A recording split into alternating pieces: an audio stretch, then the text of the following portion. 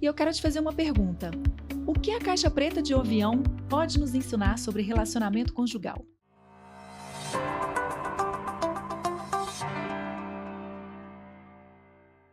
Bom, o podcast de hoje está imperdível, maravilhoso, porque nós vamos fazê-lo baseado no livro do Matthew Syed, que se chama O Princípio da Caixa Preta.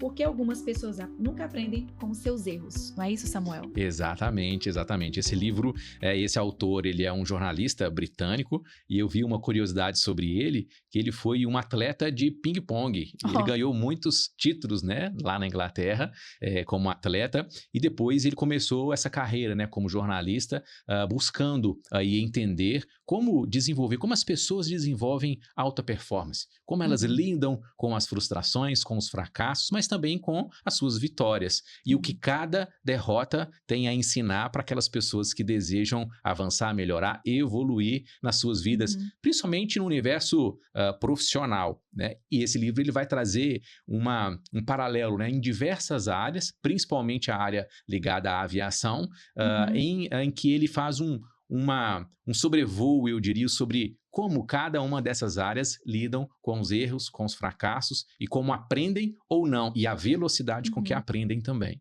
E isso pode ser trazido, então, para o relacionamento conjugal, que a gente vai estar sempre lidando ali com algum desafio, com algum erro, com alguma dificuldade, né? Que muitas vezes os casais tendem a não querer reconhecer ou querer sempre culpabilizar o outro, não olhar para si, né? Exatamente. E claro, né, a maioria dos casais que buscam hoje ajuda na mentoria, né, lá com as nossas mentorias, você com as mentorias, né, com as mulheres também, eu no consultório atendendo aí os casais, a maioria é porque não está conseguindo lidar com os conflitos, com as crises e obviamente com os erros. E é claro que há uma tendência natural dos casais em crise de delegar, de culpabilizar o outro pelos erros, pelo fracasso ou os desafios, né, que o casal muitas vezes tem ao longo da sua vida conjugal. É interessante porque nesse livro ele não aborda essa área ligada aos relacionamentos, né? Ele vai falar muito sobre outras áreas, mas essa área é uma relação que a gente encontrou muito legal de te ajudar a ter um outro olhar sobre os erros, sobre as falhas, né? sobre as imperfeições próprias e as imperfeições do outro também. Então, só para contextualizar, né, o livro se chama-se Princípio da Caixa Preta, porque ele vai partir aqui do princípio do sistema da aviação, né, para poder investigar erros e usar esses erros, essas quedas de aviões, que são erros gritantes e trágicos, né? Quando há uma queda de um avião, é sempre algo muito impactante para a sociedade. Muitas vezes a primeira reação é tentar achar um culpado, só que a aviação, ela se desenvolveu com um sistema de uma cultura de não gerar uma culpa inicial ou gerar um estigma sobre o fracasso, que foi, no caso, a queda do avião. Mas a primeira coisa que eles vão fazer é recolher as caixas pretas para, assim, investigar tudo o que aconteceu dentro daquele voo, né? Tudo que foi falado, toda a comunicação, toda a operação dos sistemas ali, toda a comunicação com as torres, tudo isso vai ser investigado para poder, então, chegar a uma conclusão. E a partir dessa conclusão, eles então criaram o quê? Novos sistemas, novos procedimentos, sistemas de segurança que melhoram a aviação. Então, é claro que a gente não espera que um avião, né, caia para que a gente melhore, mas nenhuma queda vai ser em vão na aviação. Todo fracasso de um Todo voo, acidente. ele é absorvido para, então, trazer melhoras, e é assim que esse sistema de segurança da aviação evoluiu ao longo dos anos. É interessante, Nayara, porque hoje, né, acho que se não me falha a memória, o segundo meio de transporte mais seguro do mundo é o avião. Hoje nós temos anualmente milhões e milhões de voos ao redor do mundo. E dificilmente a gente escuta sobre um grave acidente, né, que aconteceu. Inclusive eu te desafio, qual foi o último grave acidente que você escutou de um avião, né, de uma queda que matou muitas pessoas? Se a gente for colocar uma relação de proporcionalidade estatística entre o número de voos que a gente tem no mundo por dia e o número de acidentes, é um valor muito pequeno. Ou seja, é mais fácil você né, sofrer um acidente andando na calçada na rua do que andando de avião. E ainda assim, muitas pessoas têm muitos receios, né, de andar de avião. Mas para que toda a operação da aviação ela possa funcionar, existe um exército de pessoas, de equipamentos, de procedimentos, de ordem, de hierarquia, para que tudo saia em sincronismo. O funcionamento de um aeroporto, eu fico imaginando, né? Quando a gente viaja, a gente fica observando a grandeza. Complexo, é um negócio complexo demais. E todos os dias, obviamente, tem erros, todos os dias tem problemas, mas para tudo existe procedimento. E esses procedimentos de melhoria contínua, eles só foram possíveis a partir o quê? De uma análise mais minuciosa de todos os problemas que já existiram desde a criação do avião, mais de 100 anos atrás. Então, a cada situação, eles vão o quê? Buscam evoluir. Ele vai trazer alguns exemplos, né, de problemas, de quedas de avião, de problemas que às vezes não geraram mortes, mas que geraram uma grande comoção, às vezes social, uma grande comoção ali baseado nas narrativas que se criam, né? Ou seja, nas ideias de quem é o responsável, muitas vezes antes da coisa ser julgada ou avaliada, muitas vezes a sociedade, a imprensa já faz um julgamento prévio, mas aí ele vai traçar, né, essa linha de investigação que ajuda justamente a entender os motivos que levaram àquele acidente ou aquele erro ali que quase foi uma fatalidade. Ou seja, na aviação, toda queda, ela gera uma investigação e cada falha vai virar, então, um aprendizado. E trazendo isso para o relacionamento. Quando há uma queda no seu relacionamento, alguma situação, alguma falha, vocês culpabilizam primeiro ou vocês investigam? Vocês vão olhar de uma forma mais, sem tantas emoções, mas de uma forma mais, muitas vezes, até fria, né? Ali, objetiva, para aquela situação, sendo que cada um tentando entender aonde que errou dentro do relacionamento, né, Samuel? Essa é uma pergunta que a gente tem que se fazer. Quando no casamento algo dá errado, as pessoas, elas investigam ou elas estigmatizam, né? É muito mais fácil encontrar culpados.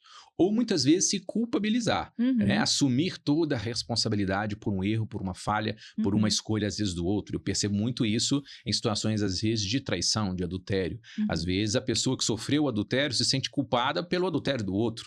É claro, pessoal, e a gente já falou isso aqui em outros episódios, eu sempre trago isso. Em qualquer situação conjugal, as responsabilidades, elas são divididas. Nem sempre a mesma porcentagem de responsabilidade sobre os dois. Até na traição. Eu costumo dizer que os dois colocam munição na arma. Um atira, porque assumiu o risco, né, de acertar o outro, de acabar com a relação, que cometeu o adultério, ele, vamos dizer assim, foi o responsável por aquela escolha. Mas quando você vai investigar e entender o contexto do casal, muitas vezes a situação já estava meio desenhada ali pelo comportamento e a dinâmica dos dois.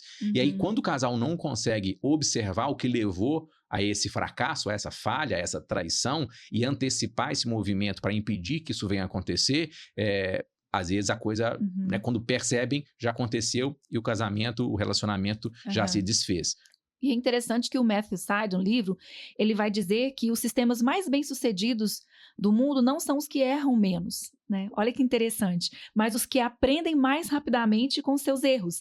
E aí, Samuel, ele vai diferenciar aqui culturas, né? Culturas empresariais, culturas desportivas, que ele vai classificar aqui como a cultura aberta do erro, onde o erro ele é reconhecido, onde o erro ele não é ignorado, mas também as pessoas não são culpabilizadas, julgadas imediatamente, mas há uma tratativa ali do erro, uma cultura de que você pode manifestar o seu erro, que a gente vai tratar sobre isso para que melhore. Então existe que ele vai chamar de cultura aberta e a cultura fechada ou cultura defensiva de erro, né? Uma cultura punitiva. Uma cultura punitiva, que é o quê?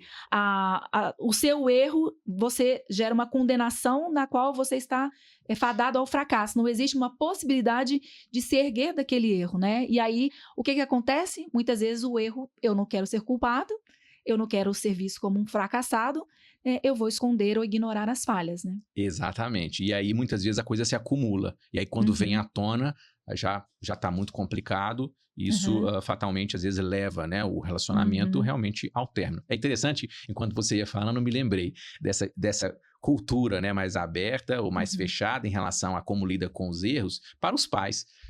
Às vezes, para nós, né, que somos pais, se você está assistindo aqui, você é pai, você é mãe, como você lida com os erros dos seus filhos? Né, tem famílias que são muito severas quando o filho deixa um copo cair, mas às vezes a criança está numa experimentação ali, está aprendendo a colocar uma água no copo, ou ele está, de alguma forma, manipulando algo ali como curiosidade, e aí ele ganha o quê? Um xingo, ele ganha uma repreensão, ele ganha uma punição por aquela curiosidade, ou por aquele erro acidental. E ainda mais grave, né? Às vezes não é só uma punição, é uma condenação por meio de palavras, né? Você é um danado, você é lerdo, você não vai dar em nada, né? Que você está condenando a criança e dizendo que ela é aquilo, né? Então você traz uma marca muito ruim. Isso tudo vem dessa cultura punitiva, que às vezes as pessoas elas têm uma dificuldade, nós temos uma dificuldade em diferenciar, né? Uma instrução, uma disciplina correta de uma punição, né? Que vai vir mais como uma vingança, carregada de emoções negativas. E isso é muito ruim, isso está presente na nossa sociedade, né? Por uma cultura muitas vezes inquisitória, uma cultura punitiva, mas não instrutiva, né? Não aquela que vai guiar, né? E permitir o erro. Então, tem um filme que, inclusive, é um filme que a gente está para assistir, mas o que me interessou nesse filme foi exatamente aquilo que o professor estava comentando, que é o Fita Branca, né? Que é um filme que vai mostrar ali como que a gente chegou no nazismo, né? Como que a Alemanha chegou naquela situação extrema de muitos soldados nazistas verem o sofrimento dos judeus em câmeras de gás, em campos de concentração, e não se solidarizarem por eles, né? Uma das explicações, né, possíveis é esse filme que fala de um grupo, de uma comunidade em que todas as crianças cometiam um erro, elas eram marcadas com uma fita, né? Ou seja, não existia ali possibilidade de perdão, não existia possibilidade de arrependimento, não existia a possibilidade de conserto. Você estava condenada e uma frieza, uma indiferença muito grande. Então, isso traz marcas profundas, não só na educação das crianças, mas em toda a nossa sociedade, né, como um todo, inclusive em outras áreas. Então, o Matthew Syed ele fala muito aqui do sistema da aviação, mas ele cita, por exemplo, a dificuldade que é a gente implementar uma cultura aberta também no sistema médico, né, no sistema de saúde, onde um erro, por exemplo, de um neurocirurgião ou um cardiologista pode custar a vida do seu paciente, né, e muitas vezes como que ele faz, né? Se ele reconhece que ali foi um erro dele, uma negligência, ele pode para sempre ter destruído a sua carreira, exatamente por essa falta dessa visão de não apenas achar um bode expiatório, mas fazer com que aquele erro traga um aprendizado que pode ter custado a vida, seja na queda do avião, seja numa cirurgia, e que não mais aconteça, que traz um conhecimento, numa evolução daquela área, né, específica. Pensando, né, nesse ponto de vista de áreas, né, ele vai trazer várias áreas exemplificando como cada uma cuida, né, e lida com o erro. Essa área médica, inclusive, ele traz o exemplo de uma paciente jovem, mãe de duas crianças, que foi fazer uma cirurgia simples, né, um dia no hospital, e ali por não diria um erro, claro, um erro que culminou na morte dela, mas um procedimento simples que o médico experiente, né, uma equipe médica experiente, sim, ali começaram a se ver dentro de uma situação que eles não conseguiram perceber que o tempo estava passando, sim, e aquilo que eles estavam insistindo em fazer não estava dando certo. E se eles não tentassem outras alternativas, não ia dar certo. E aí ele fala da questão dos círculos, né, fechados, e a dificuldade da hierarquia em muitos lugares, né, em muitos ambientes. E ele fala que a enfermeira-chefe percebeu que estava acontecendo uma coisa, que a paciente estava se agravando naquele procedimento simples, sim, mas como ela era a enfermeira, né, e o médico era o chefe, ela não se posicionou para poder dizer ou dar ali alguma alternativa, e isso levou à morte, né, dessa paciente. É o que o Matthew Syed vai chamar de viés de autoridade, né? Então, muitas vezes, quando você está diante de uma autoridade, seja um CEO, seja o chefe da equipe médica, seja até há um tempo atrás, né, o piloto-chefe, que ele vai contar... Às vezes o marido. Ou às vezes o marido, ou seja, uma posição de responsabilidade, autoridade. Se as pessoas estão num ambiente, numa cultura fechada, né, num sistema fechado, onde não há espaço para fala, não há espaço para uma crítica, claro, tudo com muito respeito, né, mas coisas que precisam ser faladas.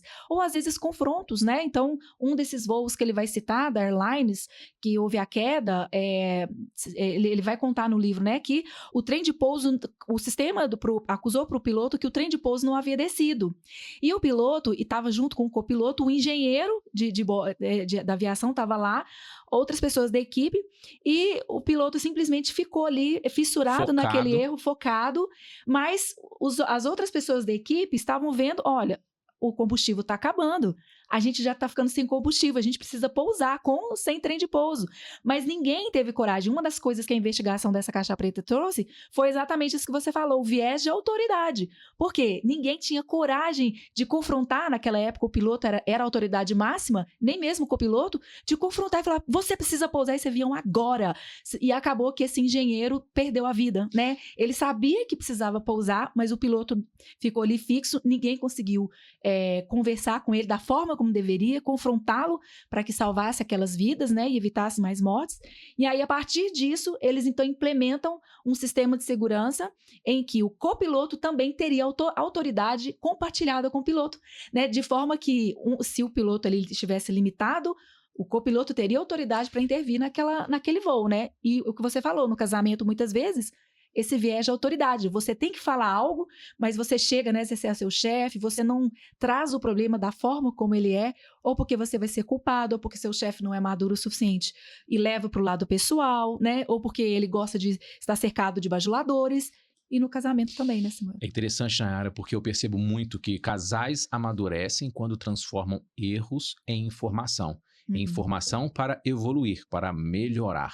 E é interessante quando você fala dessa questão do viés de autoridade, porque ao receber no consultório, às vezes, casais em conflito, em crise, um dos grandes desafios é que eles escutar, que um consiga escutar o outro.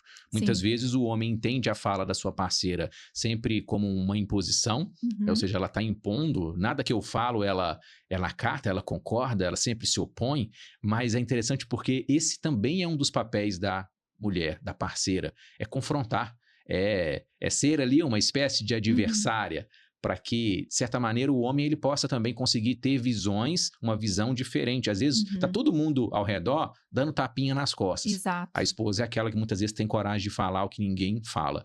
E aí, muitas vezes, o homem não tem essa receptividade, né? Ele não consegue conceber isso. Ou a esposa às vezes não encontra a forma correta de fazer. Às vezes a forma é uma forma o quê? Que desvaloriza, é uma crítica negativa, é algo que vai muito, né, além do que ela poderia em termos de apoio, de ajuda, de abrir os olhos, ela vai muito na afronta.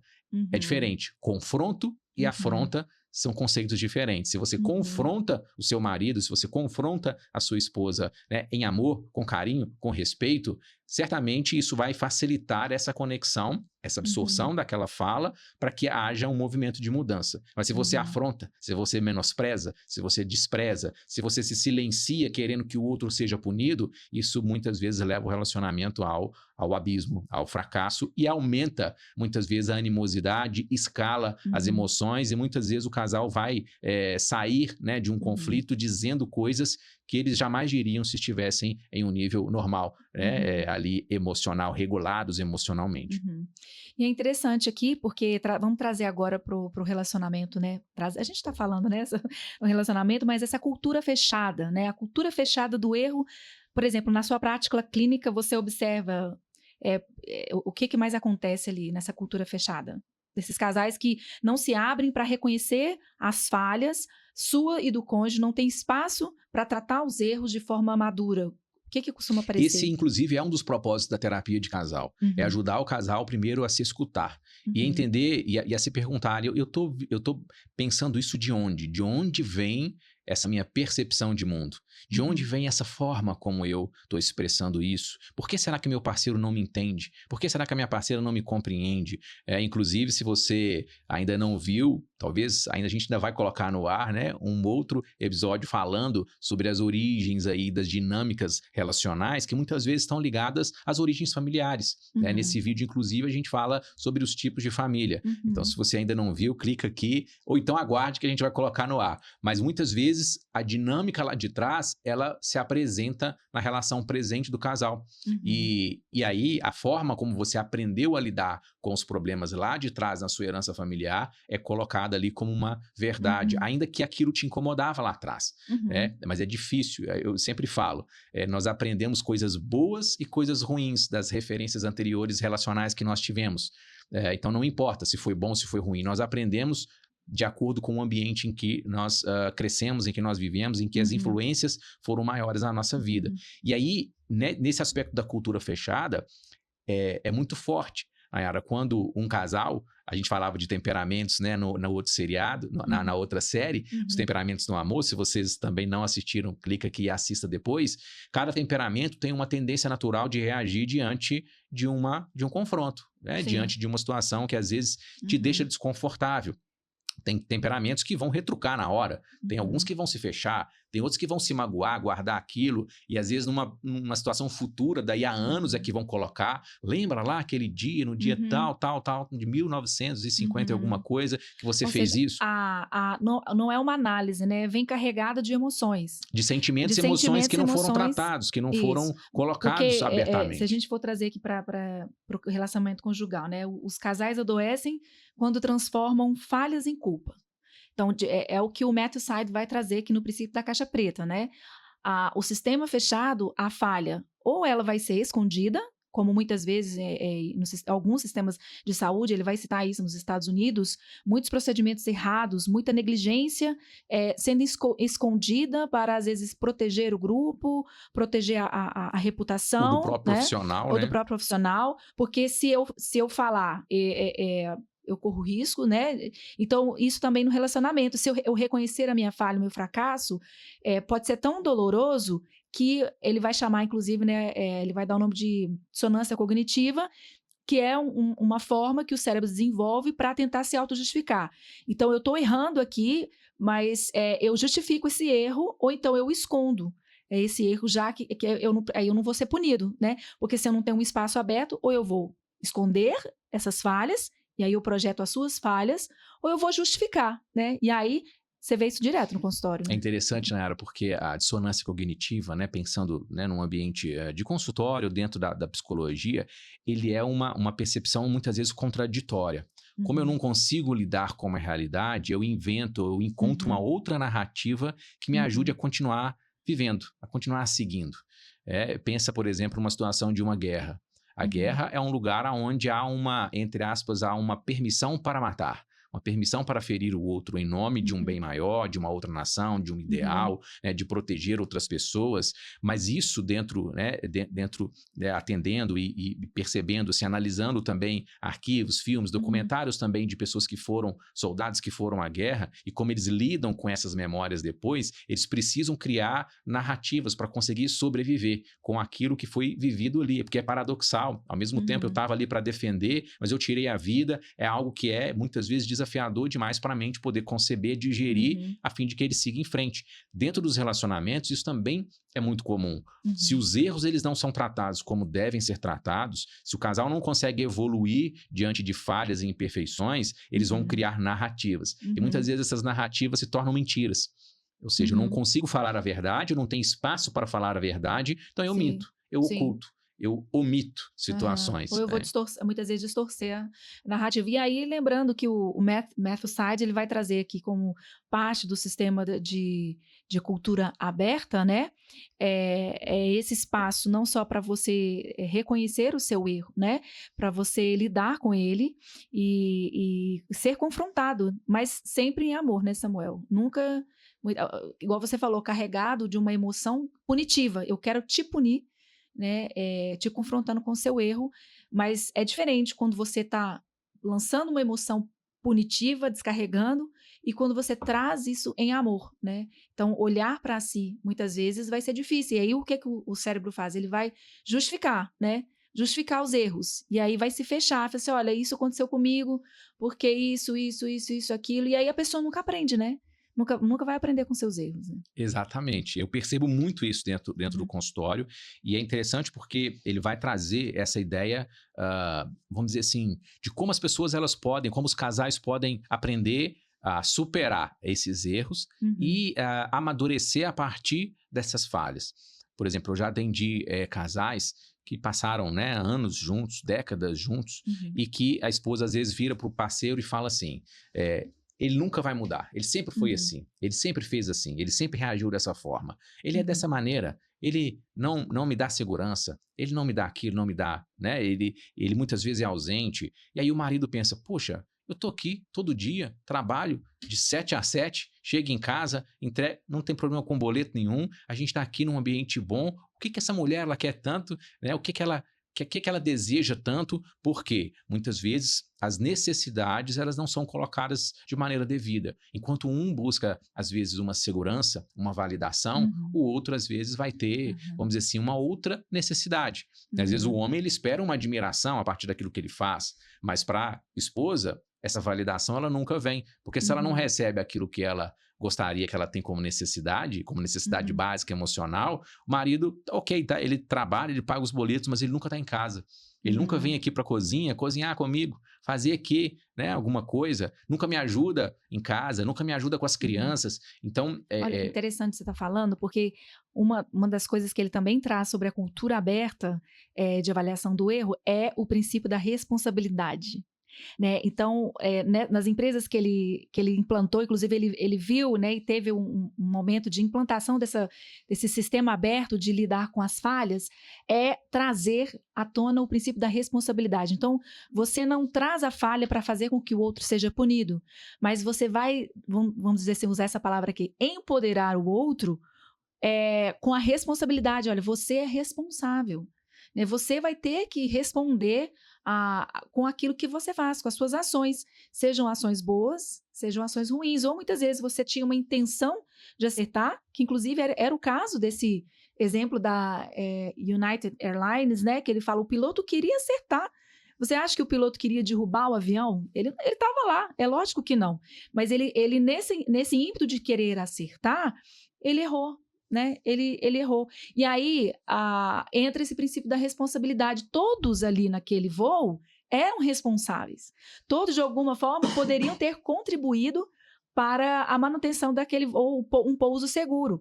Então, é a mesma coisa, seja numa empresa, seja na sua família, no seu casamento, você é responsável. Falando aqui agora diretamente para o nosso ouvinte, o espectador, nós somos responsáveis, né? Nós temos o potencial de agir e de decidir sobre as situações. E mesmo as situações que você não escolheu, como aquele piloto, ele não escolheu uma falha no avião dele, aconteceu, e muitas vezes a gente vai reagir a coisas que nos acontecem, o modo como você reage também determina, né, a direção, porque problemas vão acontecer sempre, né? Inclusive, pensando, né, dentro do relacionamento, não existe jornada relacional que não tenha problemas.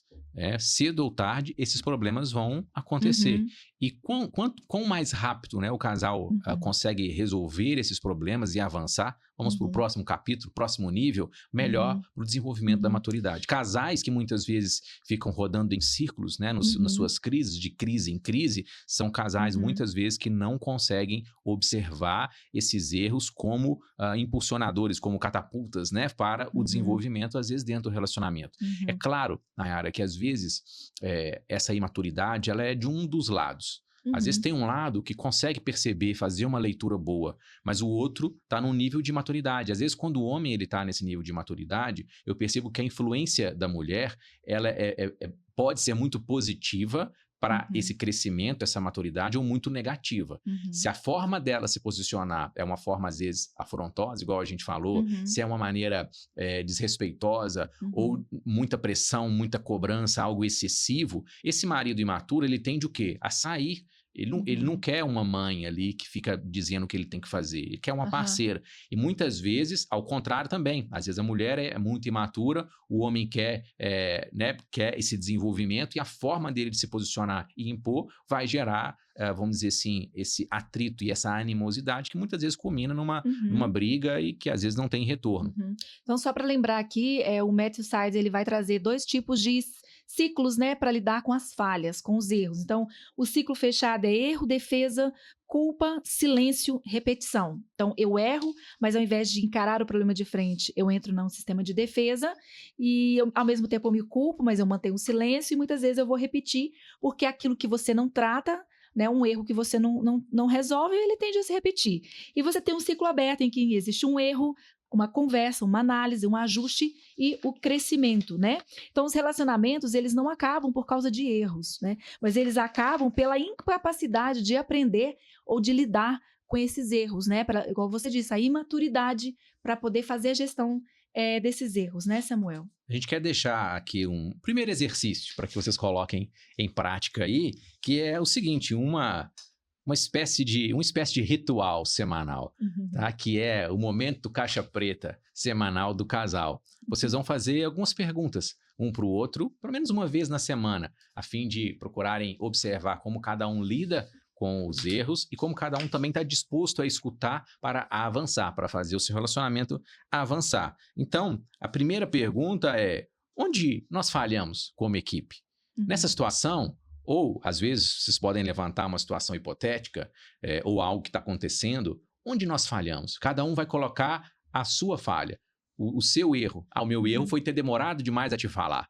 O meu erro foi ter te falado cedo demais. O meu erro foi a forma como eu falei. O meu erro foi não ter falado da maneira como eu deveria, no time certo. Às vezes o momento não era um momento bom, o lugar não era um bom lugar e a forma também não era a forma correta.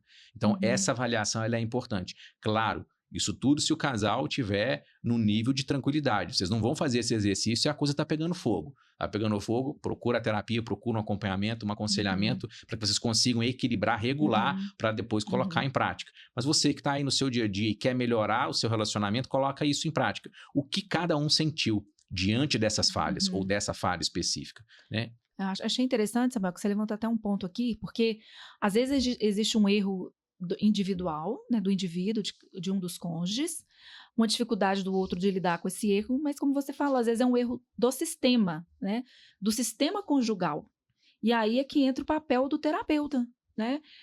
Muitas pessoas às vezes acham que conseguem resolver os problemas sozinhos, mas às vezes você vai precisar ser humilde para reconhecer que você precisa da ajuda de um terceiro, de um investigador, né, da caixa preta, que nesse caso, uma pessoa neutra que ajudaria o casal a entender esse sistema, que muitas vezes, igual você disse, tem coisas que vêm da família que você identifica, da família dela, ou coisas que vocês não estão enxergando mesmo. Então, muitas vezes as pessoas têm dificuldade de procurar terapia ou só procuram, né, quando o avião já caiu, e aí querem apenas processar essa dor, mas é possível, né, Samuel, ainda em voo, né, com algumas dificuldades, ter a ajuda, né, de um terceiro aí, como o caso lá se o piloto tivesse dado ouvidos ao engenheiro, ao copiloto, as coisas não teriam chegado nesse estado, né? O grande problema é esse, Nayara. Grande parte dos casais só buscam ajuda quando o leite já derramou, quando a coisa já, né, o avião já está caindo, a coisa ela já aconteceu.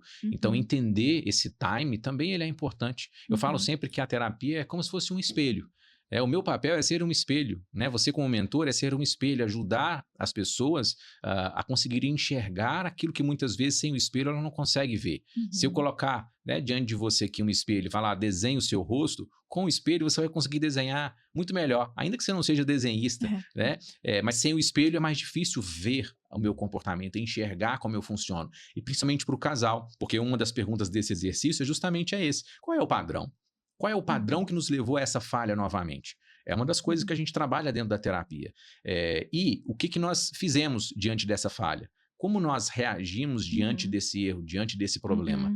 Então, isso vai trazer o quê? Maior clareza para o casal, para que ele possa o quê? Primeiro conseguir entender que o problema não é o outro necessariamente, mas é a dinâmica, é o modo, é a forma como cada um lida com os problemas que estão acontecendo. E aí, muitas vezes, entra o especialista, né, para lidar com isso. Bom, pessoal, a gente finaliza por aqui esse episódio do Princípio da Caixa Preta. Fica aqui o conselho, se você puder. Esse livro a gente ganhou de um casal amigo, né? A gente ganhou e foi muito bom, porque é um livro muito interessante, muito rico, não só, né, no aspecto do relacionamento, a gente trouxe pro relacionamento conjugal, mas para sua empresa, para o seu negócio, para o seu crescimento pessoal. Fica aqui a dica, o Princípio da Caixa Preta, né? Eu tenho recomendado para muitos pacientes, inclusive, que leiam esse livro. Nosso intuito é que esse livro, esse conteúdo, ajude você a pensar mais e a aprender com os desafios que vocês têm vivido aí no dia a dia. A gente fica por aqui. Um forte abraço. Não se esqueça de curtir, compartilhar para 3 amigos e até o próximo episódio.